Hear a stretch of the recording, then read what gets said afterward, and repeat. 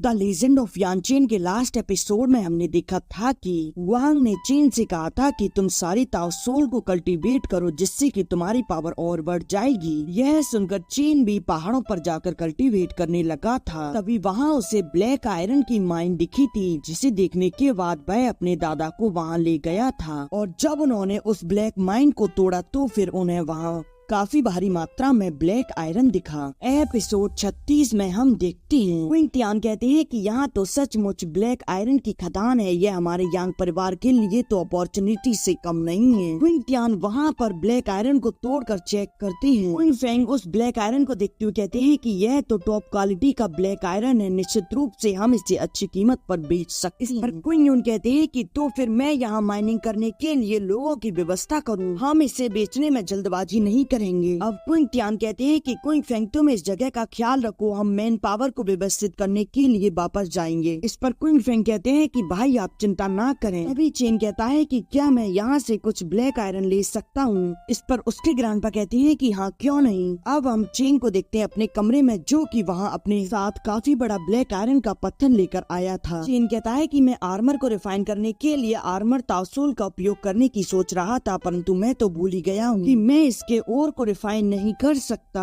और थोड़ी देर बाद उसे एक आइडिया आता है और अब वह वहाँ अपने कार्डोन को बाहर निकाल लेता है, जिसमें कि वह उस ब्लैक आयरन को डालकर रिफाइन करने लगता है। और उसे रिफाइन करने के बाद उसमें से प्योर मटेरियल बाहर निकल आता है, जिसे वह अपने आर्मर को बनाने के लिए इस्तेमाल करता है। और अब वह थोड़ी देर बाद अपने लिए एक बेहतरीन आर्मर बना लेता है। और अब वह उसे देखते हुए कहता है कि यह तो एक मिडिल लेवल के वांग क्लास का आर्मर है। वह कहता है कि मैं इसे 200,000 गोल्ड कॉइन में बेच सकता हूँ। वह कहता है कि अब मुझे एक और बनाना चाहिए। और अब वह फिर से एक आर्मर को रिफाइन करता है, परंतु वह भी उस क्वालिटी का नहीं होता जिस क्वालिटी का उसे चाहिए। और अब वह वहाँ बहुत सारे आर्मर को रिफाइन करने लगता है। वह कहता है कि मैं काफी कमजोर हूँ, यदि कोई लोहार इन क्रिस्टल से एक आर्मर बनाए तो फिर वह जवान क्लास की क्वालिटी का आर्मर बना पाएगा। इधर हम देखते हैं कि ब्लैक आयरन का काम काफी जोर शोर से चल रहा होता है और चेन तो अपनी प्रैक्टिस में मग्न होता है। और वह रात में काफी सारी मेडिसिन्स के बारे में पढ़ता है। और अब वह कुछ समय बाद अब वह प्रैक्टिस करते हुए कहता है कि ऐसा लगता है कि अब मैं बॉडी ट्रेनिंग चरण के लिमिट तक पहुंच चुका हूं। अब मुझे अपनी स्ट्रेंथ को बढ़ाने के लिए अपनी कल्टीवेशन से ब्रेक थ्रू करना होगा। और तभी वहाँ चेन के पिता आते हुए कहते हैं कि चेन मेरे पास एक अच्छी खबर है। चेन कहता है कि पिताजी क्या है वह अच्छी खबर। पर चेन के पिता कहते हैं कि मैं आपके लिए साउथ हिल सिटी में गया था, मैंने वहाँ कुछ खबरें सुनी। तियान यान अकेडमी सार्वजनिक रूप से डिसाइपल की भर्ती करने वाली है। ये सुनकर चेन काफी खुश होता है। वह बताते हैं कि वह सिर्फ उन्हीं लोगों को भर्ती करेगी जो कि 18 वर्ष से कम उम्र में ही ब्लड कांगुलेशन के चरण में पहुंच गए हैं। यह तुम्हारे लिए एक रेयर अपॉर्चुनिटी है। तियान यान अकेडमी हर 10 साल में केवल एक बार ही डिसाइपल की भर्ती कराती है। चेन कहता है कि तो फिर किसी को ब्लड कांगुलेशन चरण में पहुँचाने की जरूरत है। इस पर चेन के पिता कहते हैं कि कोई जरूरत नहीं है, तुम तो पहले से ही ब्लड कांगुलेशन चरण में हो, तुम्हारे पास तो यह काफी अच्छी अपॉर्चुनिटी है। पर चेन कहता है कि पिताजी ऑफिशियल असेसमेंट कब है। इस पर वह कहते हैं कि 3 महीने बाद। और अब साउथ हिल सिटी में अपने आप को रजिस्टर करा सकती हो, फिर तुम साउथ हिल सिटी के लोगों के साथ तियान यांग सिटी में जा सकती हो। यह सुनकर चेन सोचता है कि अब तो मेरी कल्टीवेशन में बाधा आ गई, जब मैं बाहर चला जाऊंगा तो फिर मैं ब्रेक थ्रू कर करूंगा। क्विंग यून कहते हैं कि वैसे तुम्हारे ग्रैंडपा और मैं सोचते हैं कि तुम जुई और जिनको भी अपने साथ ले जाओ, शायद वह ट्राई करने पर सफल हो जाएं। अब हम कुछ समय बाद चेंगांग के साथ चीन को जाते हुए देखते हैं। चेन कहता है कि माताजी और पिताजी और ग्रैंडपा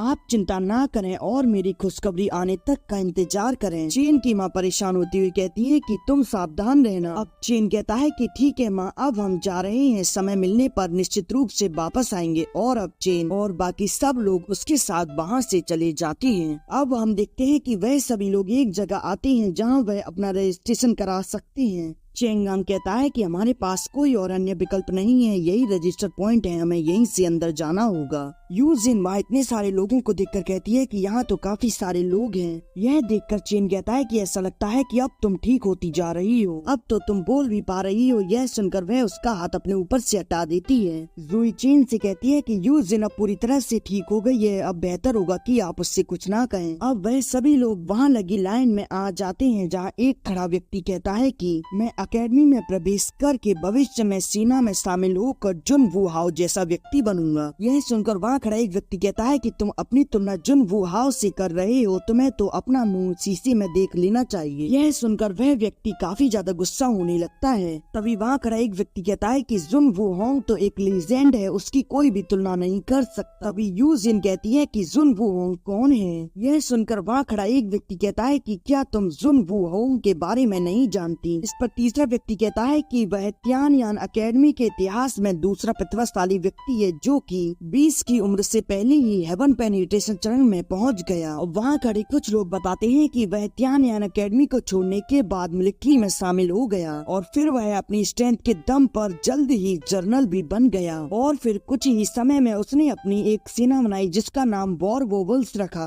और पिछले साल से ही उसने छोटे छोटे राष्ट्रों पर कब्जा करना शुरू कर दिया और उसने ग्रेट जिया किंगडम से अलग होने का प्रयास किया। तभी चौथा व्यक्ति कहता है कि हाँ तुम सही कह रहे हो, जुन वू होंग उपलब्धियों के मामले में लीजेंड से कम नहीं 100 साल पहले से गु वो तियानयान एकेडमी के इतिहास में सबसे मजबूत व्यक्ति था। ऐसा कहा जाता है कि 30 साल पहले वह तियानयान एकेडमी के लीडर से लड़ा जिसके बाद वह गायब हो गया। यह सुनकर तो चीन के होश उड़ गए होते हैं और अब एक व्यक्ति वहाँ सभी लोगों को टोकन देता है। रुई चीन से कहती है कि यंग मास्टर आप चिंता ना करें, यदि आपका सिलेक्शन नहीं हुआ तो मैं और यूजिन भी तियानयान एकेडमी में नहीं जाएंगे। चीन कहता है कि तुम दोनों पहले से ही ब्लड कांगुलेशन के चरण में हो, इसीलिए तुम्हारे प्रवेश की संभावना अधिक है, लेकिन मेरे लिए चिंता करने की जरूरत नहीं है। अब उन लोगों से एक व्यक्ति कहता है कि तुम सभी के पास टोकन है तो फिर तुम यहाँ आओ और जिनके पास टोकन नहीं है वह वापस जाए, जिससे कि हम यहाँ रहने वाले लोगों की व्यवस्था करा सकें। यह सुनकर चेन कहता है कि चेंगांग अब तुम वापस जा सकती हो। इस पर चेंगांग कहता है कि ठीक है यंग मास्टर, मैंने आपके लिए यहाँ सब कुछ छोड़ दिया है। जब आप तियानयान एकेडमी पहुँच जाए तो हमें पत्र लिखना ना भूलें। चेंगांग भी वहाँ से चला जाता है। यह एपिसोड यहीं एंड हो जाता है।